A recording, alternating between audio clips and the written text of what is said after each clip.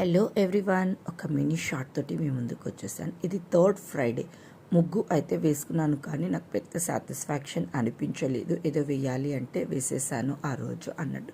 కానీ గడప దగ్గర ముగ్గు మటుకు సూపర్గా అయితే కుదిరింది. అంటే కలర్స్ అది వేసుకోలేదు కదా, అందుకు నాకు పెద్ద అట్రాక్టివ్గా అనిపించలేదు. ఇంకా మూడో శుక్రవారం వచ్చేసేసి నా నైవేద్యాలు అమ్మవారి కోసం శ్రావణ మాసంలో పెట్టాను. కట్టా పొంగలి చేశాను, పచ్చిపాలు పెట్టాను, పెసరబళ్ళ పాయసం చేశాను, కొంచెం పెసరపప్పు పానకము చేశాను.